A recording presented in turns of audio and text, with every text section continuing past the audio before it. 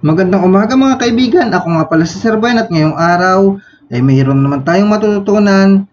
Ano nga ba ang variable, constant at identifier sa C++? Okay, let's start. Okay. Variables and identifiers. Variables are container for storing data values to be used during our program's runtime. Okay, dyan sa variables, okay, nakita natin yung keyword na container, storing data values, and then program runtimes, which is si variables daw, lalagyan natin ng mga data. Okay? Then, ginagamit daw natin yung data na inilalagay natin kay containers pag inira natin yung ginawa nating program. Okay? In a real life analogy, may example tayo ng container, which is yung container yung lalagyan ng tubig, which is yung container na yon nag-hold ng iba't ibang klase ng tubig, di ba? Okay? Or iba-ibang klase ng liquid, which is ito namang variables, containers dito, but yung hinahandle niya iba't ibang klase ng data. Di ba? Dun sa containers, pwede tayong sa real life analogy, sa containers, pwede tayong maglagay ng water, pwede tayong maglagay ng gasoline, pwede tayong maglagay ng soft drinks, pwede tayong maglagay ng juice. Okay, dito naman sa variables, okay, pwede tayong mag-store ng iba't ibang uri ng data. Then, ano ba yung iba't ibang uri ng data natin na pwedeng i-store? Okay, sabi dito, in C++, there are different types of variables. Okay, ano ba yung which is yung tinatawag nating data types. Okay? Yung mga yung mga color blue na yan yung tinatawag natin na data type, which is sa data type, meron tayong string, which is pag sinabi nating string, pwede tayong mag-store ng set of characters or text, okay? Don't forget na pagka gumamit kayo ng data type na string, syempre, gagamit din kayo ng double quotes, di ba? Okay, pag string, double quotes yung ginagamit natin, which is, let's say for example, naglagay tayo ng value na hello, okay, which is surrounded siya ng double quote. Okay, pagka string lang may double quote, huwag nyo kalilimutan yan, ano? Then, meron din tayong data types na int, which stores whole numbers without decimal, which is wala siyang decimal point, which is example niyan is 1, 2, 3, okay, then 10, 20, and so on. Okay, then meron din tayong float saka double, which is okay, floating point number. Pag sinabi nating floating point numbers with decimals. Okay, pareho yan, floating point numbers, but yung length ng decimal digits magkaiba dito, which is si float, meron tayong 6 to 7 digits yung kaya niyang i-handle. Si double naman, ang kaya niyang i-handle up to 15 decimal digits. Okay, then meron tayong data types na character. Okay, ang ini-store naman ng character, which is a single characters number or ASCII values. Okay, then pag sinabi nating character, surrounded naman siya ng single quote, which is example natin ng single quote. Example natin ng character, which is A. Okay, yan. 1. Okay, mga example natin, which is surrounded siya ng single quote. Diba? Okay, dito naman, balik tayo sa float saka sa double, which is, let's say for example, 2.50. Okay, kaya siya natin sinabing float and double, meron tayong decimal point dito, which is dito sa right side ng point. Okay, kaya niyang mag-handle ng, let's say for example, 6 to 7. Pag 6 to 7 ang hinandle natin dito sa left side na sa right side ng decimal point, ang tawag natin doon float. If ever na mas mahaba, double, di ba? Okay, then dito sa boolean, which is ang kaya na tong i-handle, meron lang dalawang states, which is true or false. Okay? Sa programming, true or false, pero sa real life situation, yes or no, on or off, di ba? Dito sa programming, true or false. Okay, then punta tayo sa identifiers. Okay, maraming nalilito dito sa identifiers saka sa variable. Sir, magkamukha lang naman yan. Ano ba pinagkaiba, sir, niyan? Okay, alamin natin kung ano yung pinagkaiba niyan. Closely related sila but they refer to different things, di ba? Okay? Pag sinabi nating variables, andyan na sa meaning yan, which is container. Variables, lalagyanan lang yan, which is hindi siya tumutukoy sa kung ano yung exact name ng variables, di ba? Containers ang tawag natin pag variables. Pag identifier, siya daw yung name na ibinigay natin dun sa variables, okay? Hindi lang sa variables, sa constant din, sa classes, sa methods, sa package, and other entities na create ng programmer. Okay, let's say for example naman natin ng identifier sa real life situation natin. Let's say for example, meron tayong different students, meron silang different student ID. Okay, maliban sa student ID, meron silang different name, which is yung different ID na yun and different name, which is unique. Unique siya, di ba? Dapat walang kamukha yung ID, di ba? Okay, sa name kasi possible na magkaroon ng magkakamukha yan, pero pinakamaganda siguro gamitin nating identifier sa tao or sa students is yung student ID, di ba? Okay, every C++ variable must be identified with unique names, di ba? Okay, yung variables din tinatawag din natin yung name na ibinigay natin sa variables, tinatawag natin na identifiers. Yun ang pagkakaiba. Isang container, ibinigay nyo na pangalan, di ba? Doon sa variables. Or ibinigay nyo doon na pangalan sa containers. Ano ba ibinigay ko pangalan sa container? Which is, let's say for example, X. Okay, identifier yung tawag natin doon sa X, which is, but si X, isa siyang type ng container. Okay? Gets? Okay, ano ba yung mga rules of identifier in C++? Okay, nakalagay dito names. Okay, names can contain letters.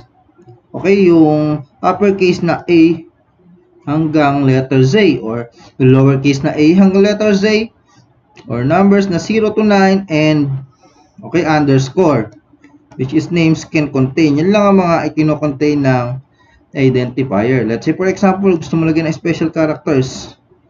Hindi pwedeng special characters. Let's say for example, gusto mo at naglagay ka ng at X. Okay, dahil special characters yan, mag-error yung program, di ba? Kailangan lang doon nagko-quotation ng letters, numbers, and underscore lang yung special character na gagamitin natin. Underscore lang, only underscore. Okay. Then, pwede din yata yung end symbol, yung ganyan. Okay, pwede din yata yung gumagana rin, okay? Then, bawal daw yung may white spaces. Let's say, for example, X, tapos meron ka space dito, then Y. Okay, may white spaces tayo dito sa pagitan ng X saka Y, which is bawal din yun. White spaces are not allowed. Okay, yung names daw can begin with letters. Kailangan nag-i-start lang daw yan sa letters or underscore. Which is, let's say, for example, A, B, C yung variable niya, which then example, underscore A, B, C. Okay, dyan lang tayo nag-i-start sa letters or underscore lang, di ba? Then, yung mga reserved words, huwag nyong gamitin na pangalan ng identifier, which is, ano ba yung mga reserved words na sinasabi? Okay, yun yung mga words na built-in dito sa C++. Okay, ano ba yung mga sample ng reserved words? Yung if, else, ayan yung mga data types na nakikita nyo dito, yung naka-blue na yan. which is ito, string, int, float, double, character, and boolean, mga reserved words yan. Okay, let's say for example, main, return 0, yun ang mga example ng reserved keywords. Okay, then, paano tayo mag-declare and initialize ng variable? Okay, unang-una yung paano tayo mag-declare, okay?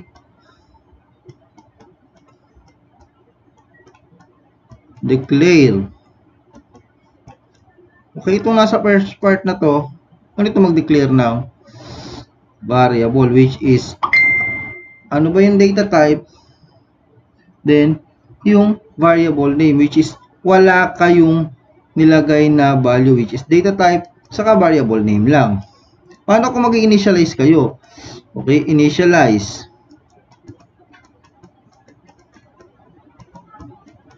Okay, pag sinabing initialize, data type, variable, and then value. Ibig sabihin, lalagay nyo na ng value. Yun ang pagkakaiba ng declare at initialize. Yung declare, wala siyang initial value. Yung initialize, nilalagyan natin siya ng initial value. Kaya nga, initialize eh. Diba? Let's say for example, yung declare natin, which is, okay, yung declare, ano na lang natin as D. Okay, okay. Ito yung sample ng declare, which is yung data type at saka yung identifier, which is yung, ito yung identifier niya, which is variable name yan, di ba? Kaya huwag kayong malito sa variable saka identifier, which is gamitin na lang natin na words is identifier. Ito yung variable name, ito yung identifier, which is dito naman sa sumunod, string yung data type, yung word yung identifier, double yung data type, pa yung identifier, character yung data type, letter yung identifier, which is kadalasan natin itong ginagamit dun sa CIN, kasi pagka CIN, yung initial yung value ng identifier natin nakadepende sa in-input ng user. Okay, ito naman yung mga part na to, ito naman yung initialize, okay, which is nakita nyo dito meron tayong mga value, di ba? Okay, meron tayong data type na int, meron tayong identifier na num, then meron na tayong value, di ba? Okay, then same lang din ng mga nasa baba, ganun lang din naman. Okay, then pwede rin tayong mag-declare ng okay, ganito, which is imbis na ulit-ulitin natin yung int num1, int num2, int num3, pwedeng ganito ng style na pagde-declare na gawin nyo. Okay, isang int lang din yung mga identifier, which is same lang din nung nasa baba na to, ngayon lang din yung nandyan. Okay, then sa constants, ano ba si constants? Okay, constants refers to a variable. Okay, isa daw type to ng variable with fixed value and cannot be changed. Okay, yung value na to fixed kasi meron tayong mga data type na fixed lang ang value. Let's say for example, pi, talagang fixed lang ang value na 3.1416, di ba? Tama. Then const and okay, const and define, ito yung mga keyword na ginagamit natin to declare constant or unchangeable values. Ibig sabihin, pagka constant pala, hindi nagbabago yung values niya, ano? Kung ano yung dineclare nyo na value na, yun na lang yun. If ever na gusto nyo palitan, ako, hindi pwede kasi yun at yun talaga yun. Okay, meron tayong const and define, which is yung dalawa na to, yun yung keyword na ginagamit natin, which is pag ginamit natin yung word na const, okay, meron tayong sample dito. Okay, itong const nandun sa loob ng main natin pag ginamit natin yung keyword na const, which is const, then data type, ano yung identifier, then yung value, which is gamit tayo ng cout. Okay, which is meron tayong dalawang less than symbol, which is ang tawag natin dyan sa less than symbol na yan ay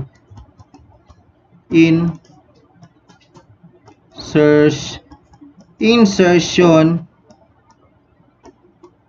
operator.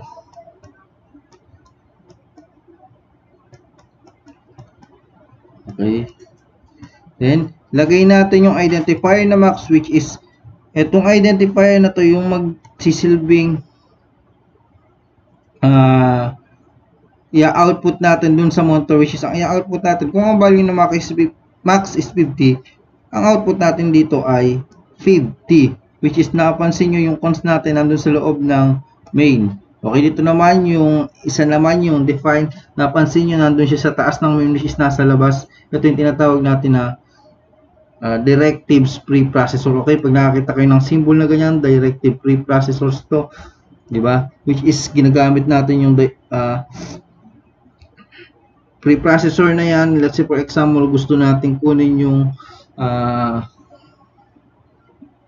gusto nating include dun sa program natin yung library. Let's say for example, kasi ito iStream nandito, pwede nating include.